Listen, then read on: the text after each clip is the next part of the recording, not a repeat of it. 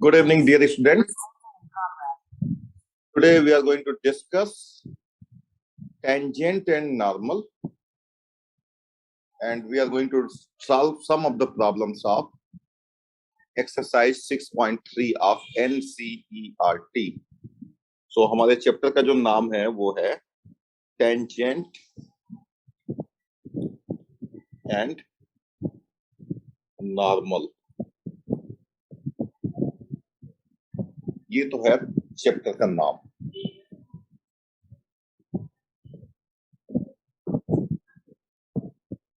तो बच्चों मेरी आवाज क्या क्लियर है? सब लोग चैट करके बताएं. Am I clearly audible to all of you?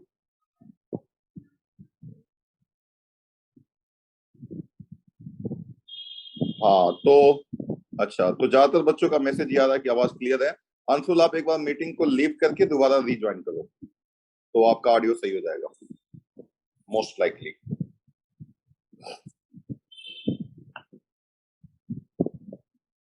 तो बच्चों टेंजेंट एंड नॉर्मल में सबसे पहले आपको ये समझना है कि tangent and normal are the lines. पहला जो पॉइंट इसमें ये है, tangent and normal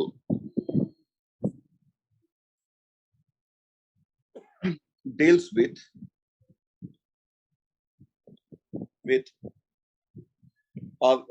tangent and normals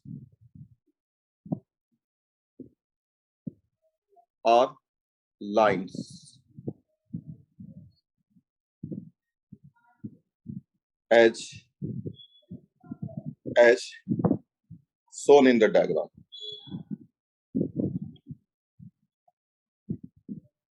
तो बच्चों मैं आपको सिंपल एग्जांपल से समझा रहा हूं. जैसे मान लो कोई कर्व है, जैसे ये कोई कर्व है, दिस इज अ कर्व,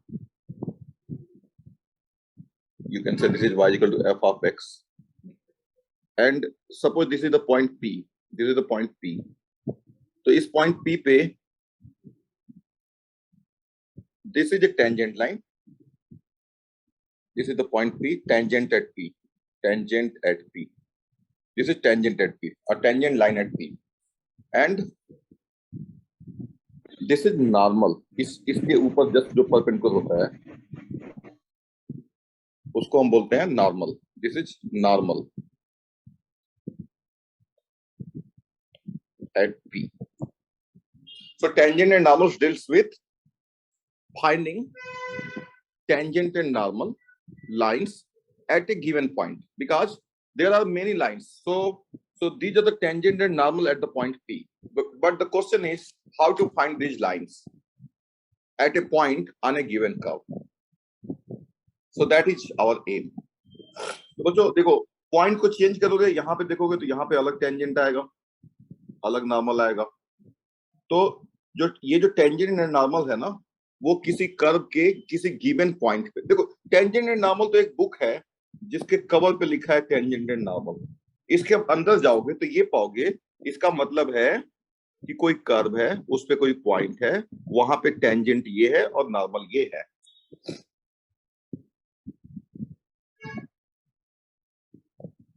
हाँ, अब क्वेश्चन ये है, कनन का क्वेश्चन है बच्चों कि what is the importance of tangent.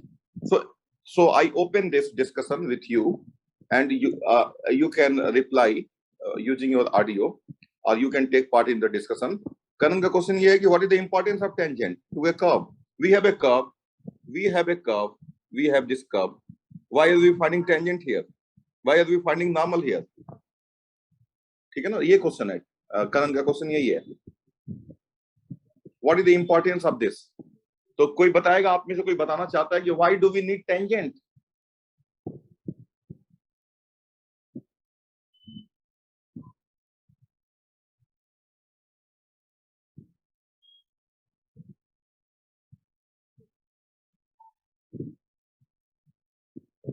हाँ, अरिजीत का जवाब है क्वेश्चन आते हैं, और गौरव का है फर्स्ट स्लोप.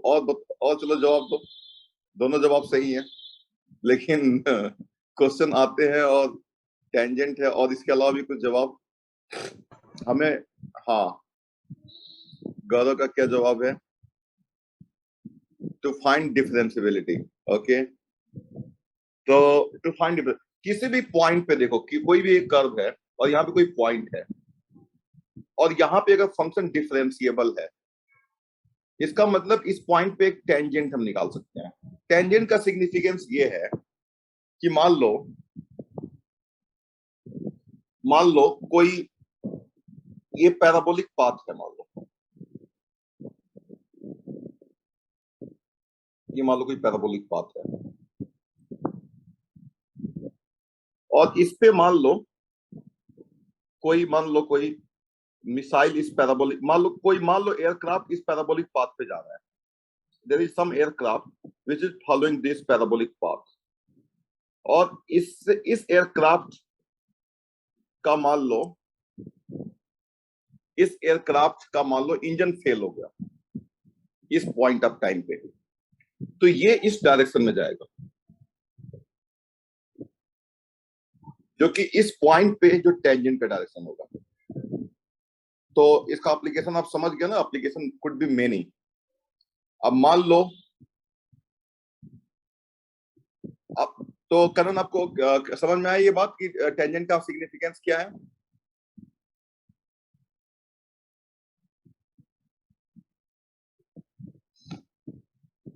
हाँ, अब जैसे कि कोई भी कर्व होता है, जैसे ये कर्व है, इसके हर एक पॉइंट पे एक डायरेक्शन होगा, यहाँ पे एक डायरेक्शन होगा, यहाँ पे एक डायरेक्शन होगा, ठीक है ना। आप मान लो कोई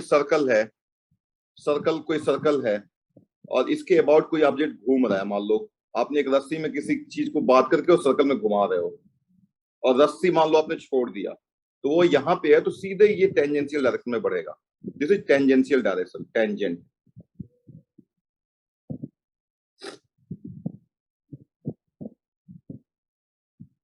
हाँ, tangents used in centripetal force also.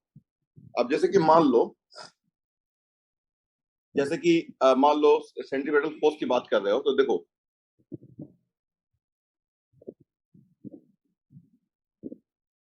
मान लो यहाँ पे कोई ऑब्जेक्ट है जिसकी स्पीड मान लो v है और यहाँ पे वो आ गया, तो इसकी स्पीड मान लो v प्लस डेल्टा v हो जाता है। ठीक है बच्चों, तो देखो एक है v और दूसरा है v प्लस डेल्टा v, ठीक है ना। अब जब निकालोगे आप, मान लो ये ए बी वेक्टर है और ये सी वेक्टर है, तो बच्चों अगर हम आपसे बात करें और यहाँ पे कहीं सेंटर ऑफ द सर्कल है ओ, तो if I talk about rate of change of velocity, that is v plus delta v minus v, ठीक है ना, अपॉन डेल्टा t। तो इसका जो डायरेक्शन होगा that is delta v upon delta t। This is a scalar quantity, but this is a vector quantity. This would be towards the center. कैसे ये towards the center होगा? Try to understand. देखो v plus हमको निकालना है bc minus ab।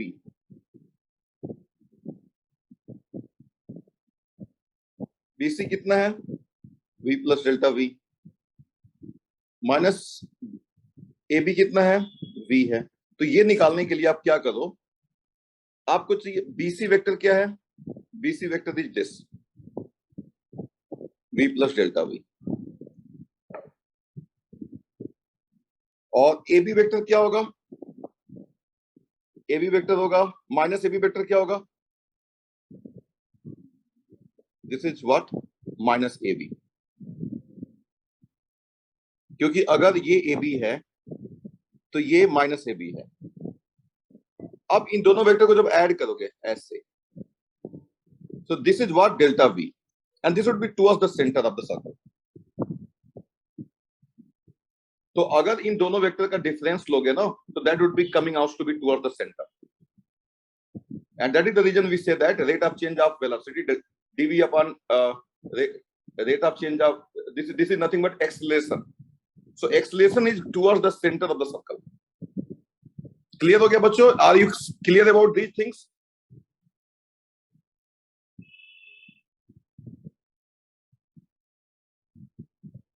हाँ, तो जैसे कि देखो यहाँ पे जो यहाँ पे ये, लेकिन ये, देखो ये जो हमारा इसका जो डायरेक्शन होगा बिल्कुल जो यहाँ पे बिल्कुल देखो ये v है, v प्लस डेल्टा v, और डेल्टा टी टाइम में ये चेंज हो रहा है, तो डेल्टा टी को हमको लेके जाना पड़ेगा.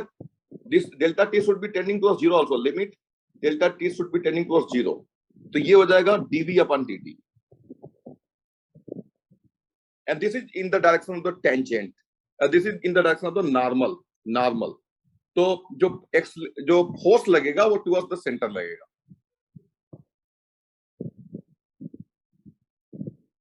ठीक है ना? तो देखो बहुत सारा सिग्निफिकेंस है, बहुत सारा सिग्निफिकेंस है. अब ये जो v है और ये v प्लस जो डेल्टा v है, क्लियर? तो ये मैंने इतना दूर दूर बनाया, लेकिन बिल्कुल यहीं पास में होगा, तो delta T should be tending towards zero. तो इस तरीके से आप देखोगे कि ये जो वेक्टर है इस तरीके से सेंटर की तरफ जा रहा है. अगर delta T tending towards zero, तो नॉर्मल की जरूरत तो आपको पड़ ही रही है. कोई भी कर्व है, कोई भी मान लो जैसे कि अब कोई कर्व जरूरी थोड़ा ना कि सर्कल में मूव कर रहा होगा, वो किसी और पाथ पे भी मूव कर सकता है. तो हर जगह आपको एक चाहिए उसका टेंजेंशियल डायरेक्शन, और हर जगह चाहिए आपको नॉर्मल डायरेक्शन. नॉर्मल क्या होगा, टेंजेंट क्या होगा? तो tangent and normal is a technique. In this chapter we find the tangent and normal to a given curve, and that could have a big application in physics.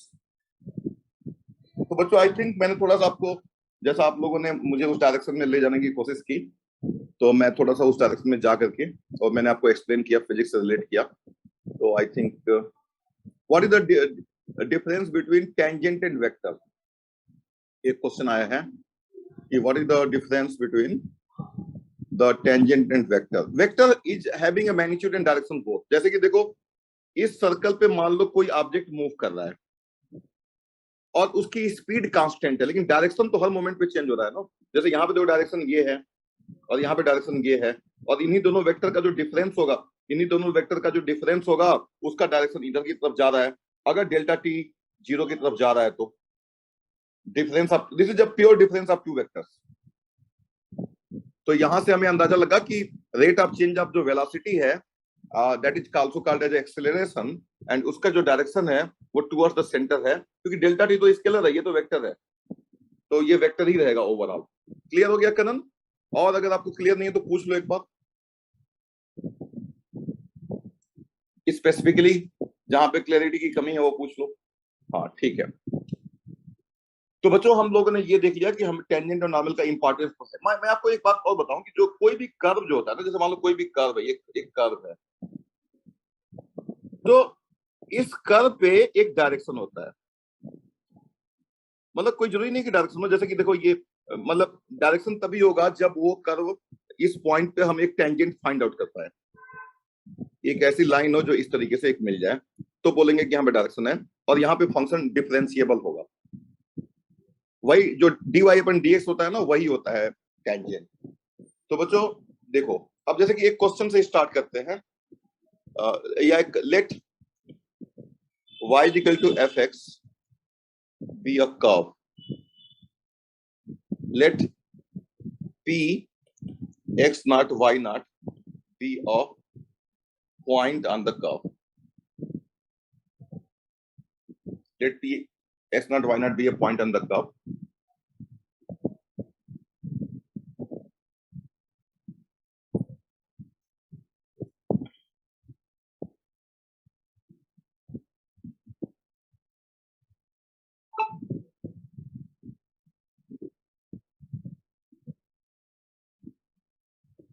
So let p x naught y naught be a point on the curve. The equation of tangent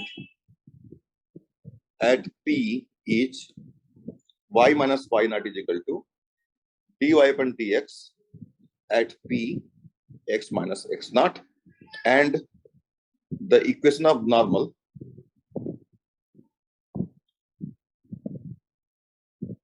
at P is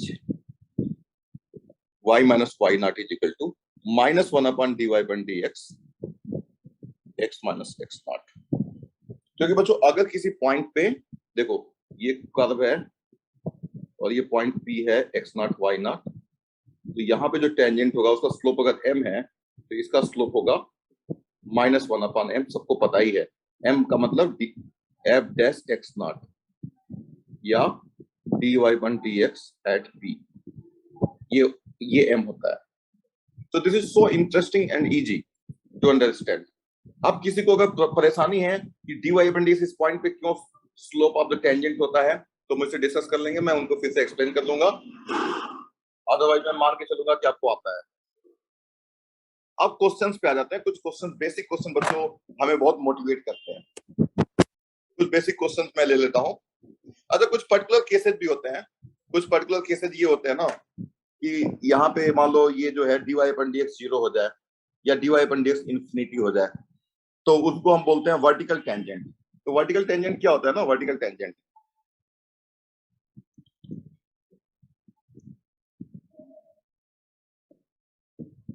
vertical tangent को ज्यादा importance मत दो आप, क्योंकि ये एक तरीके से एक्सेप्शनल सिचुएशन है।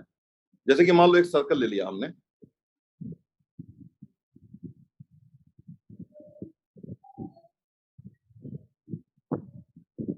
या कुछ ऐसा कर ले लो आप, y इक्वल टू आप ले लो x की पावर 1/3। तो बच्चों ये x की पावर 1/3 जो कर्व है वो कुछ ऐसा होता है, ठीक है ना। तो you can see that dy upon dx is equal to 1/3 x की power 1/3 minus 1, that is 1 upon 3 x की power 2/3, and dy upon dx at p is nothing but infinity.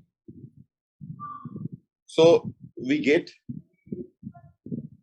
a vertical tangent x is equal to 0 at p। p पे जो equation of tangent होगा वो ये होगा, क्योंकि यहाँ पे dy upon dx क्या हो गया, infinity, that is undefined. Note that the function y is equal to x की power 1/3 is not differentiable at 0. Keep in mind, vertical tangent यहाँ पे मिल तो जरूर रहा है लेकिन फंक्शन को हम डिफरेंशिएबल नहीं बोलते हैं, क्योंकि dy upon dx must be finite, तभी उसको हम बोलेंगे डिफरेंशिएबल। लेकिन यहाँ पे वर्टिकल टेंजेंट एक मिल जा रहा है, इसको हम वर्टिकल टेंजेंट बोल सकते हैं। और नॉर्मल ये हो गया ये। तो this is exceptional case when the derivative dy upon dx function is not differentiable, but the derivative at that point comes out to be infinity. infinity का मतलब ही होता है कि एग्जिस्ट नहीं कर रहा है, अनडिफाइंड है, लेकिन फिर भी वहां पे हम बोलते हैं कि वर्टिकल टेंजेंट है। तो there are certain curves such as this where there is a vertical tangent, you can see this is a vertical tangent, ठीक है ना बच्चों। तो वर्टिकल टेंजेंट क्या होता है आपको समझ में आ गया। वर्टिकल टेंजेंट को आप ऐसे भी डिफाइन कर सकते हो, देखो वर्टिकल टेंजेंट को ऐसे डिफाइन कर लो, एक तरीका और है डिफाइन करने का, y क्यूब निकालो तो x आ जाएगा, dx अपॉन dy निकालो तो 3y स्क्वायर आ जाएगा, dx upon dy at p क्या आएगा 0। यहाँ पे देखोगे x as a function of y is differentiable and dx upon dy is equal to 0, so therefore dy upon dx is what, infinity। तो अगर किसी भी पॉइंट पे बच्चों y as a function of x अगर ले रहे हो तो वहां पे वर्टिकल टेंजेंट होगा। अगर x एज ए y लोगे और वहां पे dx अपन dy 0 हो जाएगा तो वहां पे वर्टिकल टेंजेंट होगा। समझ में आ गया तो चैट करके बताओ।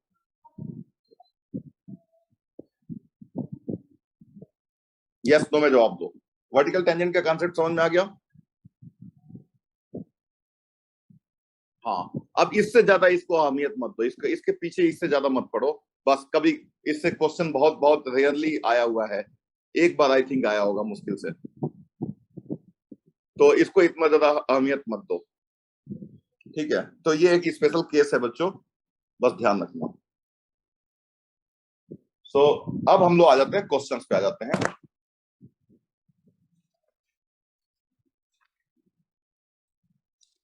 मालूम है कोऑर्डिनेट ज्योमेट्री का ये एक तरीके से यहाँ से हम कोऑर्डिनेट ज्योमेट्री की तरफ घुसने वाले हैं। तो बच्चों एक क्वेश्चन है, पेशेंस बना करके रखना, मैं आप लोगों को बोलता हूँ, you I expect a patience from you.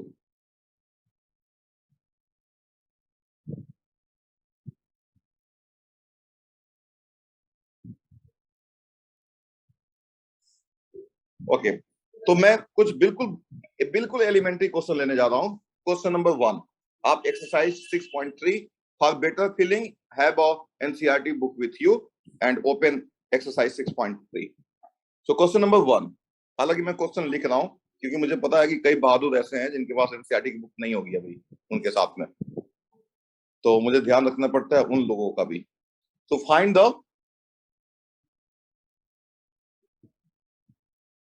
The slope of the tangent, find the slope of the tangent to the curve y is equal to 3x की power 4 minus 4x at x is equal to, देखो x is equal to 4 इन्होंने दिया है, y की value नहीं दी है क्योंकि पता है कि अगर x 4 है तो y निकल जाएगा, ठीक है ना। तो ये ट्रेंड है, एक तरीका है। तो find the slope of the tangent to the curve, simply find dy by dx, this is equal to 12x square minus 4 and dy by dx, यहाँ पे लिखो x is equal to 4, that is equal to 12 into 4 square minus 4, 12 into 16 minus 4, और इसको solve करने पे जो भी आ जाए,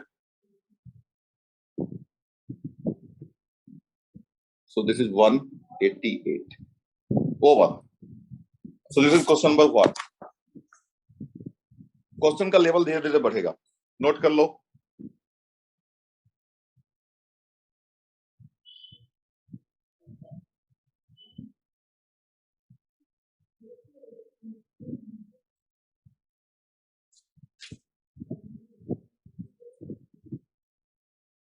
Okay, next question is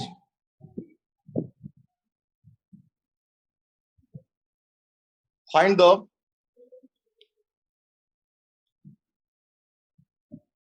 slope of the normal, find the slope of the normal to the curve, find the slope of the normal to the curve x is equal to a cos cube theta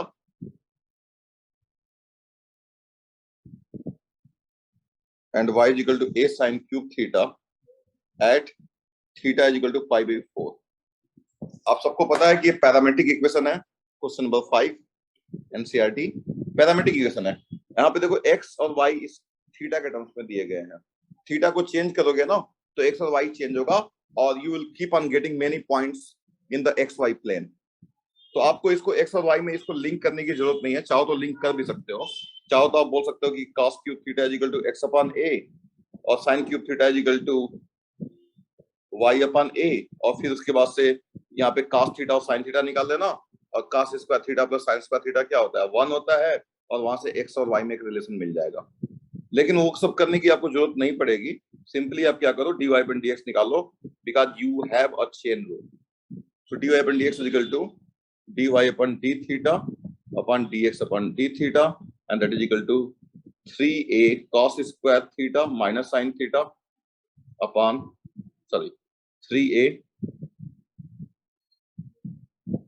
sin square theta cos theta upon 3a cos square theta into minus sin theta, और 3a से 3a cancel हो गया और cos theta से ये square cancel हो जाएगा, sin square से ये कैंसिल हो जाएगा, minus sin theta upon cos theta that is tan theta, and therefore dy upon dx at theta is equal to, theta is a point, keep in mind why theta is a point, because if you put theta is equal to pi by 4 here, so you will get x and y, so theta is equal to pi by 4 is acting as a point, so this is equal to -1,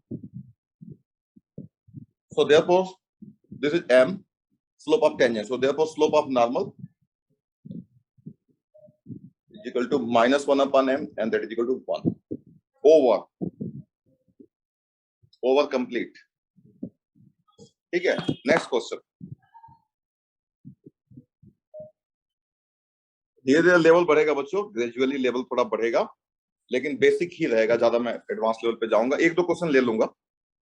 तो question number 7, find the, और सबसे अच्छी बात है कि देखो तुम लोग you will be enjoying this chapter like coordinate geometry. जैसे कोऑर्डिनेट ज्योमेट्री हम करते हैं ना, कोऑर्डिनेट ज्योमेट्री कैलकुलस से कर रहे हैं एक तरीके से। अभी देखना बहुत सारे क्वेश्चन आएंगे, पैराबोला, एलिप्स वगैरह टाइप के क्वेश्चन आएंगे।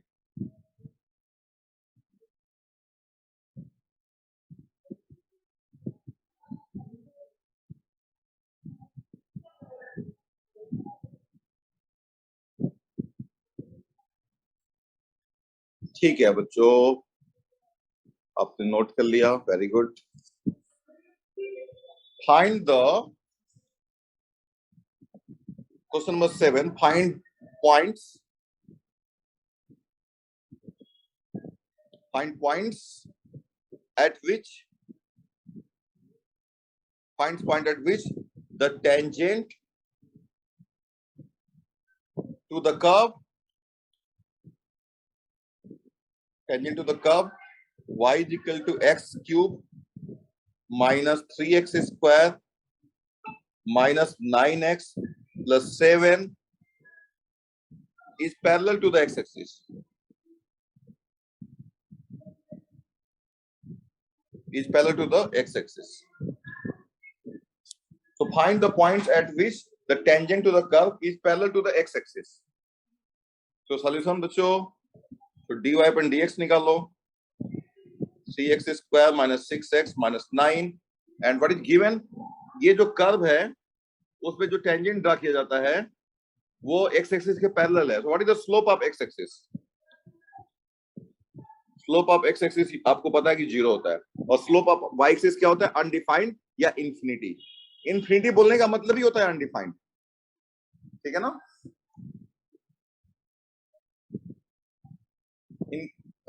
स्लोप अगर इंफिनिटी बोल रहे हो इसका मतलब स्लोप अनडिफाइंड है, और स्लोप अनडिफाइंड है इसका मतलब इंफिनिटी है, ठीक है ना। तो slope of x axis is 0, so dy upon dx should be 0, because if two lines are parallel then they have the same slope. अगर इसका m1 slope है, इसका m2 slope है, so m1 is equal to m2. So even though these two curves lie far, but they share the same slope. तो मान लो इस curve पे कोई पॉइंट है जहां पे टेंजेंट ड्रा किया जाता है और ये एक्स एक्सिस है, तो इसका स्लोप और इसका स्लोप सेम है, तो dy by dx को 0 कर दो। So this implies 3x square minus 6x minus 9 is equal to 0, and you get a beautiful quadratic equation which you can solve.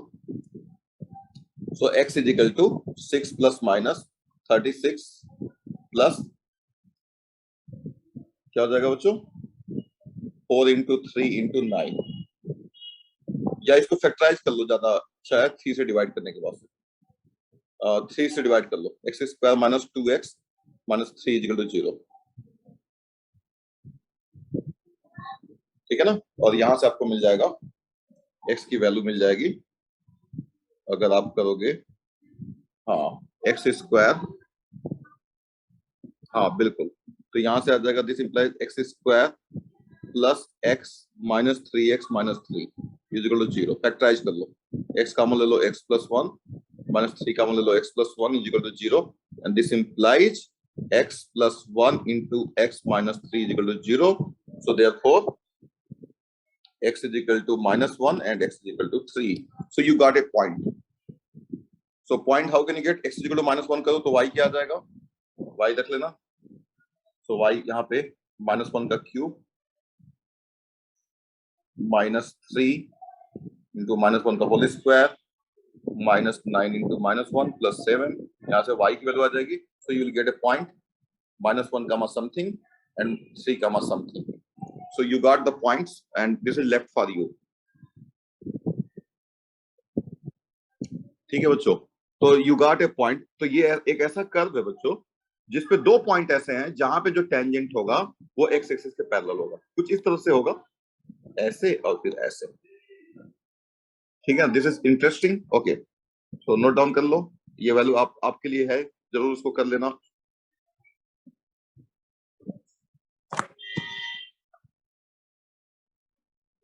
और question number 8 is also interesting. Question number 8, find a point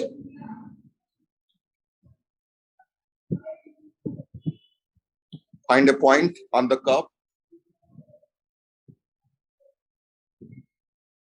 y is equal to x minus 2 का whole square at which the tangent is parallel to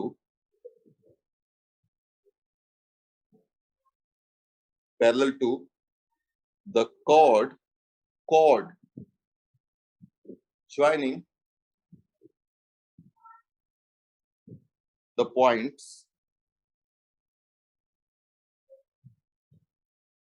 2,0, point 2,0 and 4,4।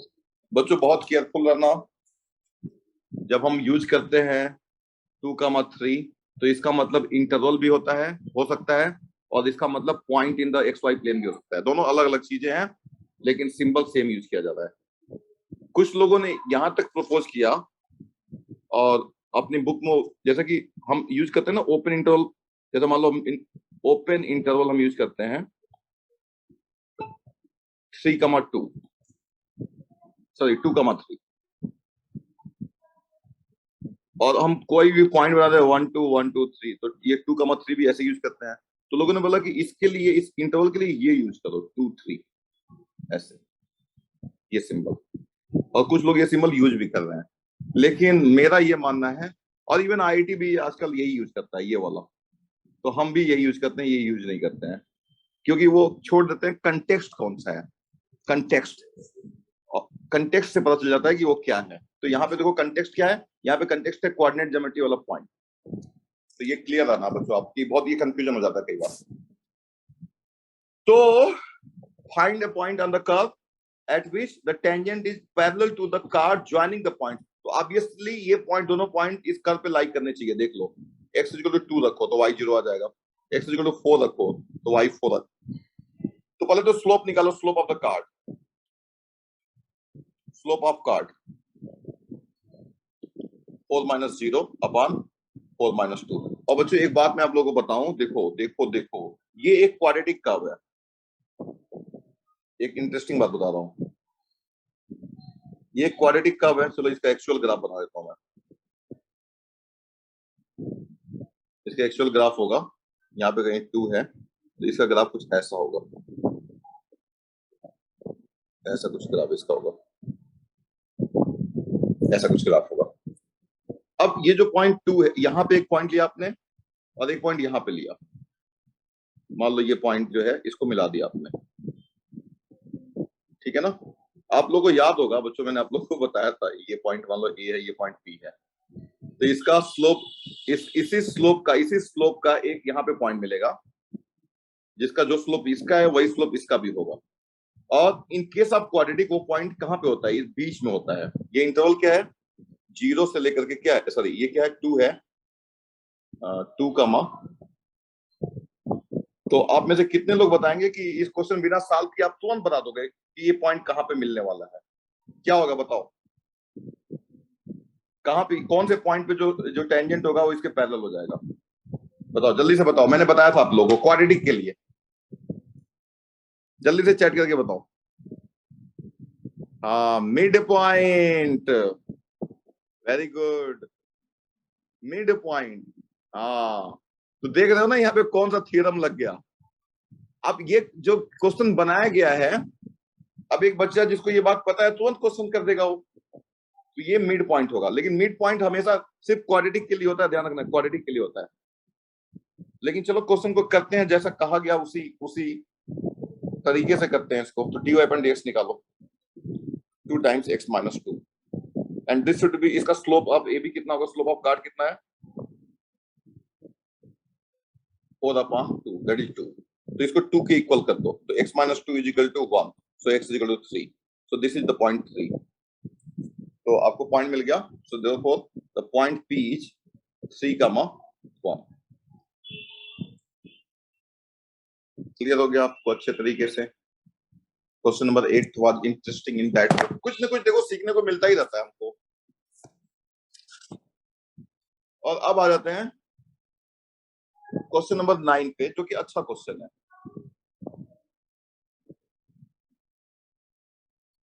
9 तो question number find the point, find the point, find the point on the curve, find the point on the curve y is equal to x cube minus 11x plus 5 at which, find the point on the curve y is equal to x cube minus 11x plus 5 at which the tangent is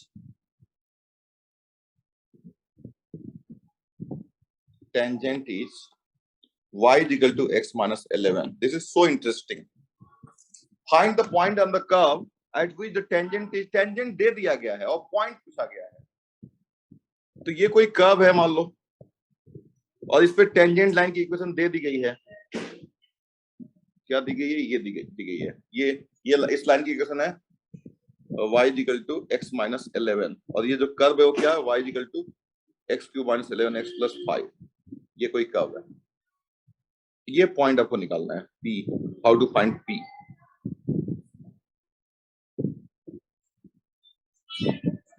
How to find c? That is the question. तो बच्चों dy पर dx निकालो।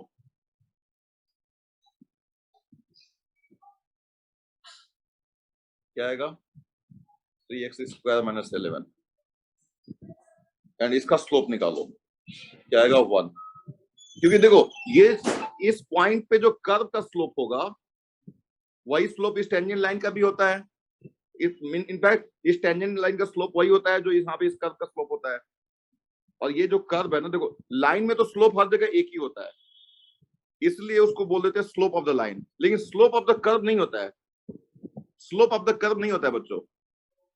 Slope of the curve इसलिए नहीं होता है क्योंकि slope of the curve हर एक पॉइंट पे अलग अलग होता है, तो इसलिए slope of the curve eight A point होता है। तो अब दोनों को इक्वेट कर दो। 3x minus 11 is equal to 1, तो 3x square is equal to 12, and this implies x square is equal to 4, and this implies x is equal to 2 and minus 2। तो x is equal to 2 रखोगे तो y कितना आ जाएगा? -9, और x is equal to -2 रखोगे तो y कितना आ जाएगा? -13। So 2 points, 2 -9 and -2 -13 are these are the 2 points where the tangent to the curve। अच्छा एक बात और बच्चों, 2 पॉइंट्स नहीं बोलो। हमको चाहिए कि भाई यही लाइन है। आई एम सॉरी, मतलब हमने जो क्वेश्चन 2 पॉइंट्स वाली बात की ना, तो there are 2 points on the curve at which the slope is same as the slope of this line, but in fact this is the actual line ना। तो लाइन अब इन दोनों पॉइंट को सेटिस्फाई कर दो, कौन सी इस लाइन को सेटिस्फाई कर रही है? तो लाइन को सेटिस्फाई करने वाला, देखो ये जो आपने निकाला है इसको ऐसे देखो।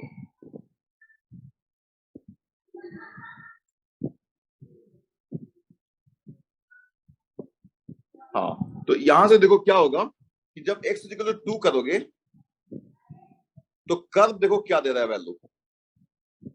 कर्व वैल्यू दे रहा है x इक्वल टू 2 करोगे तो y कितना आ रहा है? इस लाइन से कितना आ रहा है? -9, और 2 -9 इसको सेटिस्फाई भी करना चाहिए, ठीक है ना। तो अब जरा देखो कि x इक्वल टू 2 रखने पे क्या आ रहा है कर्व में।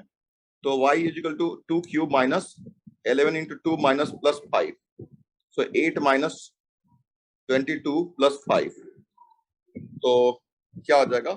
13 माइनस 22, दैट इज -9। तो ये यानी कि ये आ गया पॉइंट हमारा 2 -9। दूसरा वाला देखोगे ना, दूसरा वाला जब x इक्वल टू रखोगे -2 तो y कितना जाएगा? -13। लेकिन क्या ये इसको सेटिस्फाई करेगा? नहीं करेगा, ठीक है ना, क्योंकि इसको x इक्वल -2 रखो तो y क्या आएगा? -2 का क्यूब प्लस 22 प्लस 5, और ये हो जाएगा -8 प्लस क्या आ जाएगा? 27, और ये आ जाएगा -19 plus 19। So this is not possible. So there is only one point at which the tangent is this line. ठीक है ना बच्चों? समझ में आ गया बच्चों? चैट करके बताओ.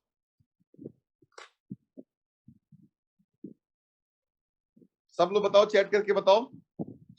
क्लियर कंफ्यूजन तो नहीं है ना कोई? हमने दूसरे पॉइंट को क्यों रिजेक्ट कर दिया? Why did we reject the another point? कोई बताएगा आप में से?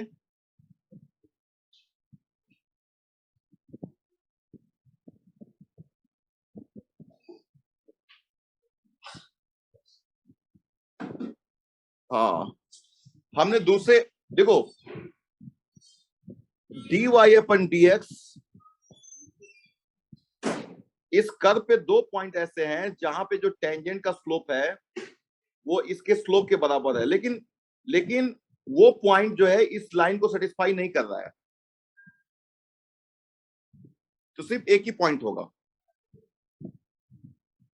ठीक है. हाँ करण, क्या अनदर वे क्या हो सकता है बताओ?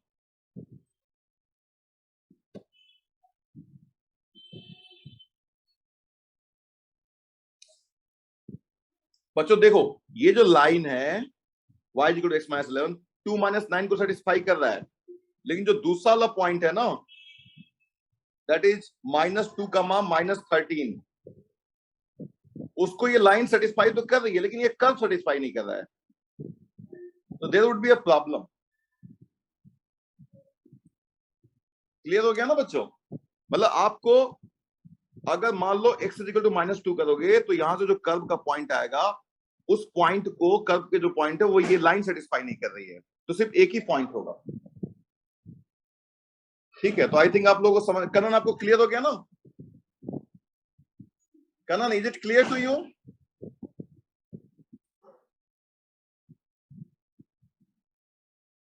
हाँ. और अनदर वे तो क्या होगा? इससे सिंपल तरीका तो मुझे नहीं लगता है कोई होना चाहिए.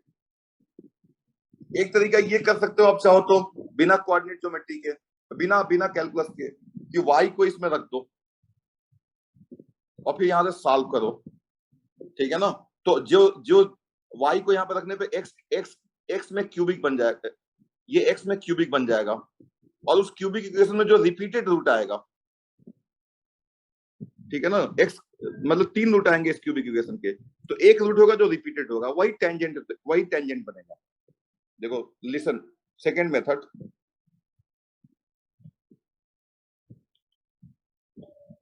विदाउट कैलकुलस, मतलब यू कैन से, तो उसमें क्या होगा? y = x माइनस, क्या है? y = x - 11 है, और कर्व क्या है? y = x³ - 11x + 5. तो बच्चों अगर ये लाइन, हाँ 11th में जो हम करते थे अंशुल, सॉरी 11th में हम लोग क्या अंशुल, जो 11th में हम करते थे वो सिर्फ उसके लिए करते थे, पैराबोला इलिप्स हाइपरबोला के लिए. ये पैराबोला इलिप्स हाइपरबोला में से कोई नहीं है. दिस इज नॉट पैराबोला, ये क्यूबिक कर्व है. फिर भी मैं आपको बता देता हूँ, y को यहाँ पे रखोगे ना, तो ये आ जाएगा x - 11 = x³ - 11x + 5, और ये जाएगा x³ - 12x + 16 = 0. और इसमें अगर देखोगे ना, तो x = 2 इसका रूट 1 होना चाहिए. तो 2 देखो, इसका 8 - 24 + 16, तो x = 2 इसका रूट है, और x³ = 2 इसका रिपीटेड रूट होना चाहिए. ठीक है ना? तो चलो x को लिखते हैं x³ - 2x² + 2x² - 4x - 8x + 16 = 0. तो x स्क्वायर कॉमन ले लिया, तो x - 2 + 2x कॉमन ले लिया, x - 2 - 8 कॉमन ले लिया, x - 2 = 0, और x - 2 कॉमन ले लो, तो क्या आ जाएगा? x² + 2x - 8 = 0. और फिर यहां से x - 2 कॉमन आ जाएगा, x - 2 × x - 2 × x - x + 4 = 0. So x = 2, 2 and -4. सो जहां पे दो रूट आ गया ना, टेंजेंट क्या होता है, मान लो कोई कर्व है और ये मान लो पॉइंट P है और ये पॉइंट Q है और ये सेकेंड लाइन है, ये एक सेकेंड लाइन है, तो this line becomes a tangent line if P is equal to Q। तो मान लो यहाँ पे कोई पॉइंट x1 y1 है और ये पॉइंट मान लो x2 y2 है, तो x1 अगर x2 के इक्वल हो जाएगा तो ये लाइन टेंजेंट बन जाएगी। और यहाँ पे यही हो रहा है 2 2, ये मान लो ये 2 का मास समथिंग है और ये भी 2 का मास समथिंग है, यानी कि टेंजेंट लाइन बन जाएगी। तो यानी x equal to 2 gives the tangent. तो x इक्वल टू 2 रखने पे क्या आ जाएगा, x इक्वल टू 2 रखोगे तो y आ जाएगा -9। सो 2 -9 पे ये लाइन टेंजेंट लाइन है। तो ये कंफर्म हो गया कि ये लाइन इसका टेंजेंट लाइन है 2 -9 पे। लेकिन क्लियर बच्चों, ये वाला आप लोगों को रीजनिंग समझ में आ रहा है कि नहीं आ रहा है, चैट करके बताओ। Is it clear to all of you? Is this reasoning clear to you?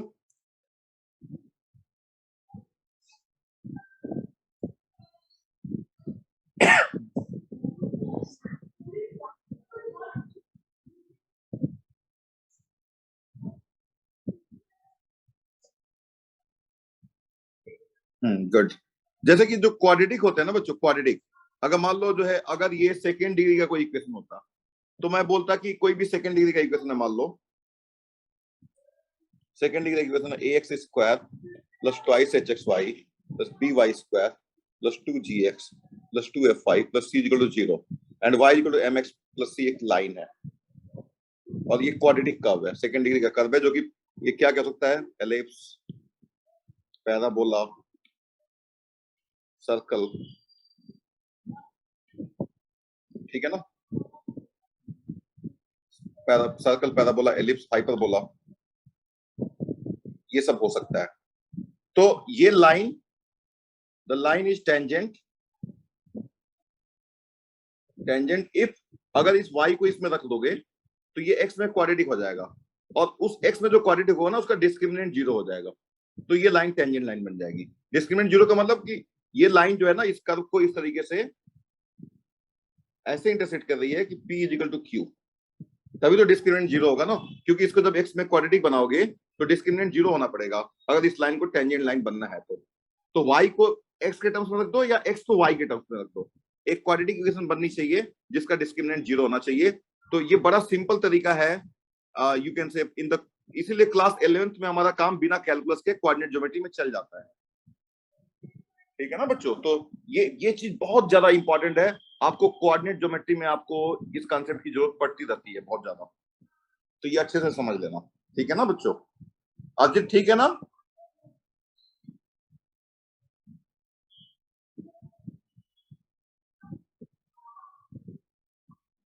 Okay good. पूरा जनरल स्टेटमेंट में दे रहा हूं। जनरल स्टेटमेंट देने का मतलब कि बेहिजक कहीं पे भी लगाओ। लेकिन मान लो अगर तुम्हारा ये कर्व हो जाए, मान लो जैसे कि ये दे दिया जाए कि y equal to sine x है, ठीक है ना, एंड लाइन मान लो ले लिया हमने y minus 1/√2 is equal to 1/√2 x minus 5/4। तो ये कर्व है और ये लाइन है और ये लाइन इनफैक्ट इस पे टेंजेंट लाइन है, तो कैसे चेक करोगे? तो एक तो तरीका है कि इसको इसमें रख दो, तो ये तो कोई क्वाड्रेटिक क्यूबिक होगा, इक्वेशन बनेगा ही नहीं बनेगा, ठीक है ना। तो इसलिए आपके पास एक जनरल तरीका है, और जनरल तरीका है वो कैलकुलस वाला तरीका है। कैलकुलस वाला तरीका क्या है कि देखो यहां से ये चीज, इसका स्लोप कितना है, 1/√2 है।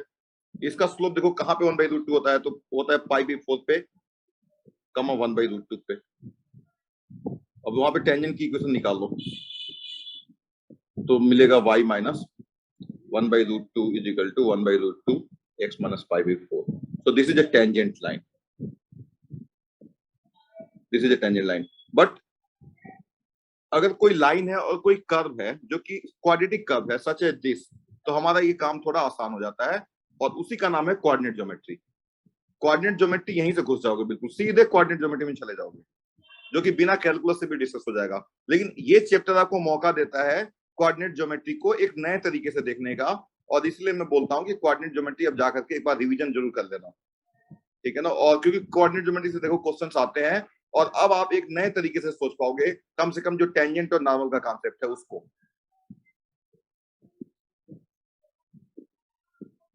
तो बच्चों अब अगले क्वेश्चन की तरफ बढ़ते हैं। काफी कुछ ज्ञान की बातें हो गई,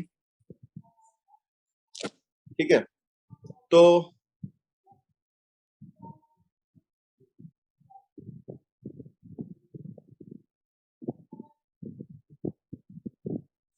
अब एक क्वेश्चन है, अभी और इंटरेस्टिंग क्वेश्चन आने वाले हैं बच्चों। जैसे इस तरह के क्वेश्चन थोड़ी देर में आने वाले हैं कि मान लो कोई कर्व है और यहाँ पे कोई पॉइंट है, ठीक है ना। तो जो आप लोग स्टडी करते थे वहां पे कोऑर्डिनेट ज्योमेट्री में, कोऑर्डिनेट ज्योमेट्री तो बस आप क्वाड्रेटिक कर्व लेते थे, यहाँ पे कोई कर्व ले सकते हो, ये डिफरेंस है। तो ये जनरल कॉन्सेप्ट है। तो इस पॉइंट से टेंजेंट ड्रा करो, ठीक है ना। इस पॉइंट से एक पार्सनलिटी है। अभी तो ये था कि भाई यहाँ पे कोई पॉइंट दे दिया गया और यहाँ पे टेंजेंट की इक्वेशन बताओ, या यहाँ पे कोई पॉइंट दे दिया यहाँ पे। अब ये पूछा जाए कि कोई बाहर कोई पॉइंट है और वहां से कई सारी लाइन पास होगी, और एक लाइन ऐसी होगी जो टेंजेंट होगी, या दो लाइन भी हो सकती है जो टेंजेंट लाइन हो। उन लाइंस को फाइंड आउट करो। तो ये हमारा क्वेश्चन बन सकता है ऐसे,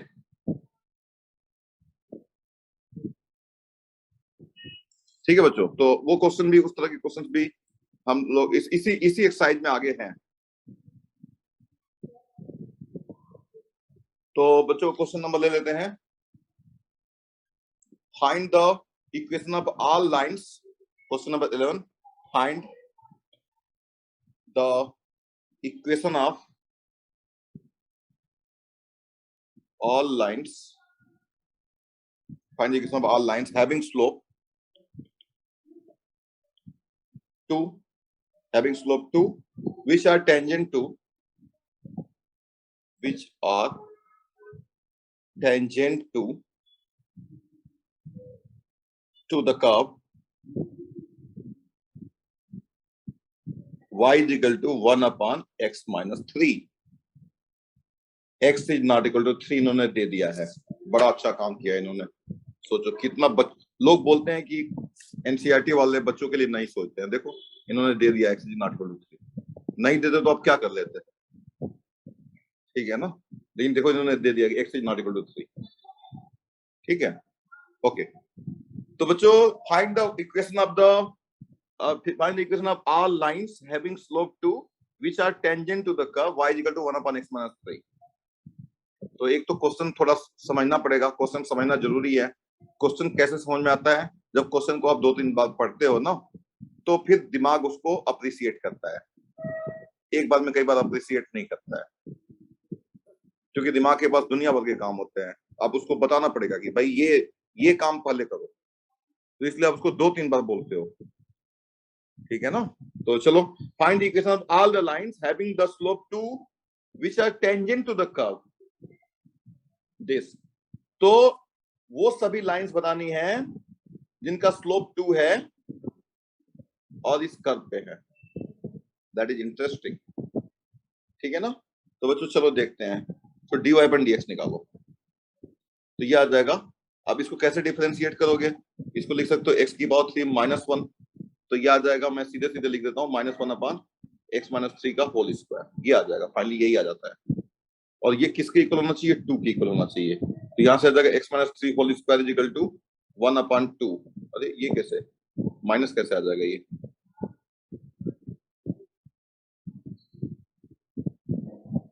this is negative. Find the equation of all lines having slope 2 which are tangent to the curve.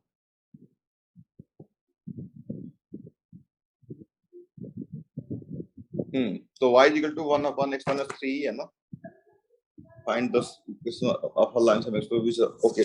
तो ये हो गया बच्चों, क्या हो जाएगा यहाँ से फिर, ये इसका स्लोप 2 कैसे हो जाएगा। Find the equation of all lines having slope 2 which are tangent to the curve. तो इस पे अगर टेंजेंट होगा और उसका स्लोप 2 होगा, तो ये 2 होना चाहिए, but this is negative and this is positive, how is it possible. That is a very big question.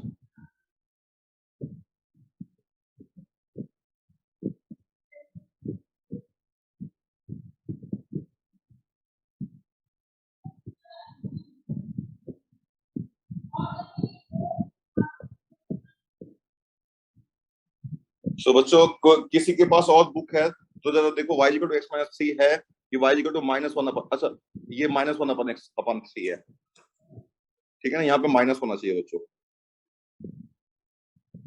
ठीक है ना, तो ये प्लस हो जाएगा। अब ठीक, अब सॉल्व हो सकता है, तो ये हो जाएगा 1/2, ठीक है ना। तो एक बार बुक देखो, आप जिन लोगों के पास बुक है एक बार देख करके बताओ क्या है इसमें।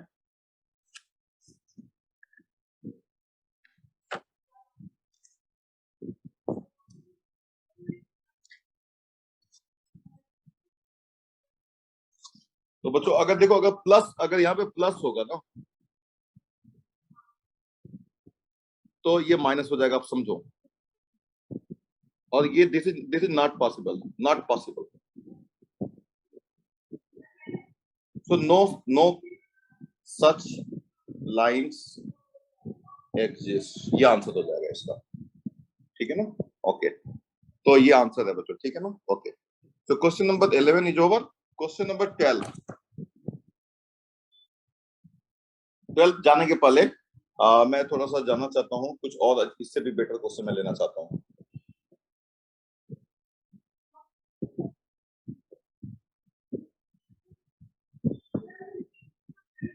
हाँ, क्वेश्चन नंबर 18, क्वेश्चन नंबर 18, सीधे 18 पे जा रहा हूँ, मुझे उम्मीद है कि आप लोग आगे क्वेश्चन कर लोगे। For the curve, for the curve y is equal to 4x cube minus 2x की power 5, find all the points, find all the points at which the tangent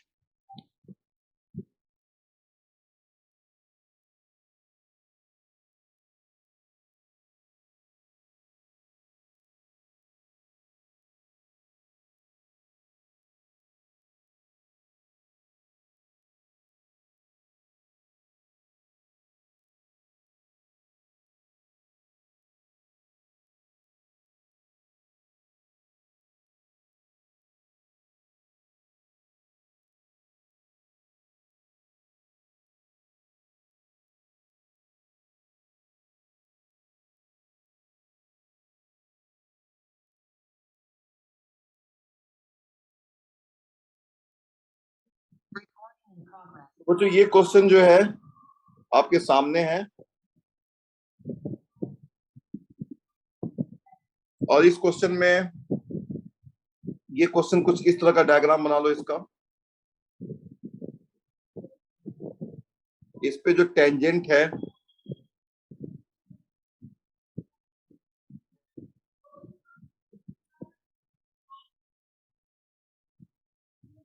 जो टेंजेंट लाइन है यहाँ पे वो ओरिजिन से पास हो रही है, मान लो ओरिजिन है, तो ये क्वेश्चन एक तरीके से हो गया कि ओरिजिन से टेंजेंट ड्रा करना है आपको।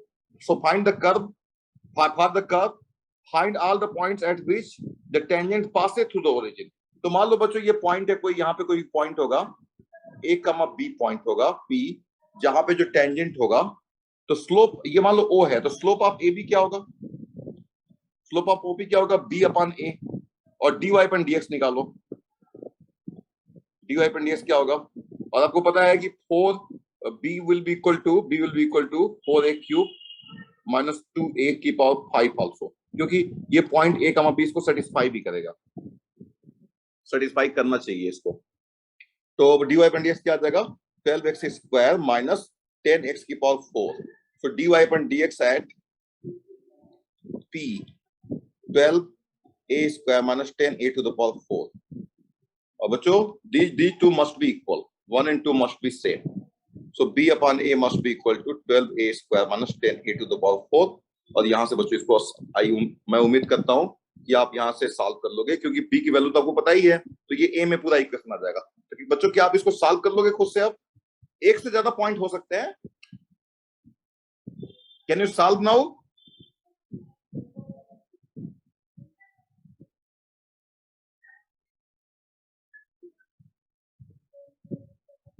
ओके, अब बच्चों हम लोग एक क्वेश्चन चलते चलते जाते जाते आज की क्लास के पहले एक हम आईआईटी में आया हुआ क्वेश्चन भी ले लेते हैं। जैसे कि कुछ हमारे बच्चे होते हैं जो उम्मीद करते हैं कि क्वेश्चन आईआईटी जेईई का भी सॉल्व किया जाए, तो मैं उनके लिए, उनको भी ध्यान में रखना होता है, सबको ध्यान में रखना होता है। वैसे तो ज्यादातर हम उन्हीं को ध्यान में रखते हैं। तो बच्चों एक क्वेश्चन जो है हमारा है आईआईटी में जो आया हुआ क्वेश्चन है, क्वेश्चन ये था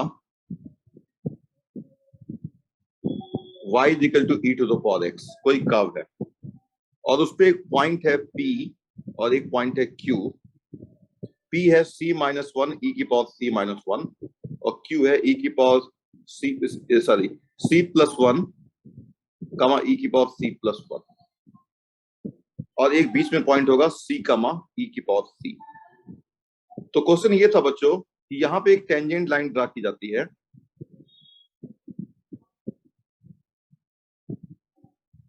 ठीक है, और इन दोनों को मिला करके एक लाइन ज्वाइन की जाती है,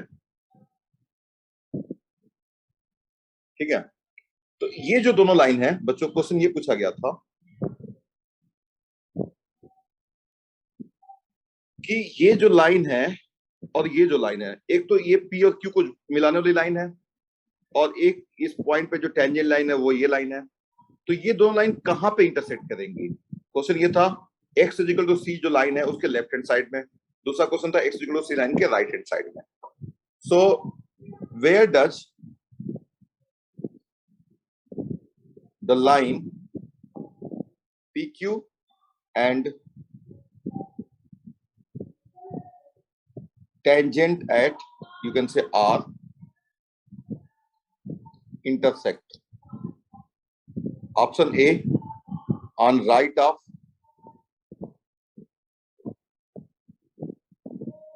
x is equal to c, B on left of x is equal to c or parallel and D and so on। इस तरीके से था। तो बच्चों ये सिंपल सी बात है, देखो कि अगर इसका स्लोप,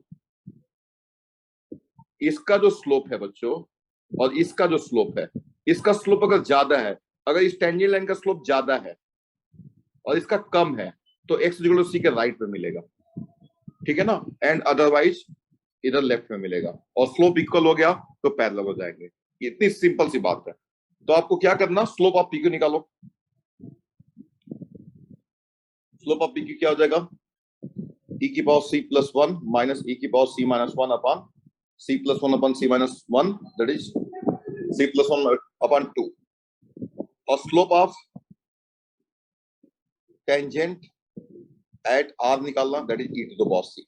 अब देखना कि e to the power c में और इसमें कौन सा बड़ा है। अगर ये बड़ा है, ये कम है, तो x इक्वल टू c के राइट हैंड साइड में इंटरसेक्ट करेगा, अदरवाइज लेफ्ट में इंटरसेक्ट करेगा। और इक्वल तो ये दोनों इक्वल तो है ही नहीं है। बच्चों क्वेश्चन समझ में आ गया? जल्दी से चेक करके बताओ, कर लोगे खुद से? बस इसका स्लोप, इसकी वैल्यू और इसकी वैल्यू निकालनी है और देखना है कौन बड़ा है। क्लियर बच्चों? क्वेश्चन क्लियर हो रहा है?